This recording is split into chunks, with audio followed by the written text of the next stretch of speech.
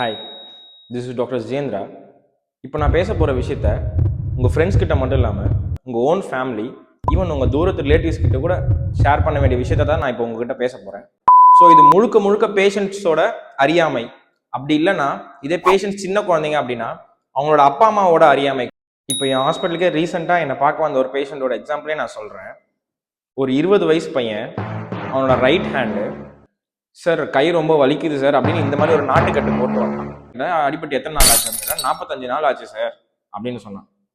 X ray எடுத்து பார்த்தா எக்ஸ்ரேல இப்படி இருக்கு, இப்பவும் இப்படிதான் இருக்கு, 45 நாளைக்கு முன்னாடியே வந்துட்டு இப்படிதான் இருந்திருக்கு. ஸோ இப்படி பண்ணிட்டு இதுக்கு எவ்வளோடா செலவாச்சு அப்படின்னு கேட்டேன். 12-15,000 கிட்ட போட்டா செலவாயிடுச்சு சார் அப்படின்னு சொன்னான். இப்போ வந்துட்டு என் கையை எப்படியாவது காப்பாத்திருக்கு சார், என்னோட ரைட் ஹேண்ட் வேற, நான் அதை நம்பி தான் இருப்பேன் அப்படின்றான்.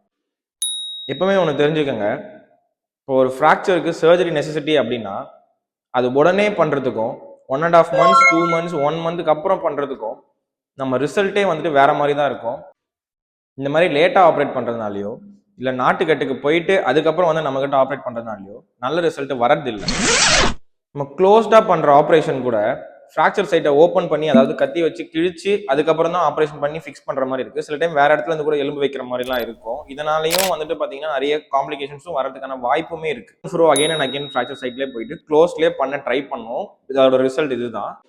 இப்போ என்னதான் நம்ம அவனுக்கு கம்மி காஸ்ட்லேயே நல்ல சர்ஜரி பண்ணி கொடுத்தாலுமே இப்போ அவனுக்கு ரிசல்ட்டும் நல்லா வந்துருச்சு. அவனும் வந்துட்டு வேற எங்கேயும் நான் போக மாட்டேன் சார், இதுக்கப்புறம் நாட்டுக்கட்டுலாம் மற்றவங்க யாரையும் நான் போக விட மாட்டேன், இதுக்கப்புறம் யாருக்கும் அடிபட்டோம் அப்படின்னு சொன்னாலுமே அட்ரோபியான அவனோட கையோ இல்லை வீணா போன அந்த கட்டுனால, நாட்டுக்கட்டுனால வீணா போன அவனோட ஸ்கின்னோ, முன்னாடி இந்த நாட்டுக்கட்டுக்காக அவன் ஸ்பெண்ட் பண்ண அந்த டைம், அப்புறம் அவன் ஸ்பெண்ட் பண்ண காசோ திரும்பி வரப்போறது இல்லை.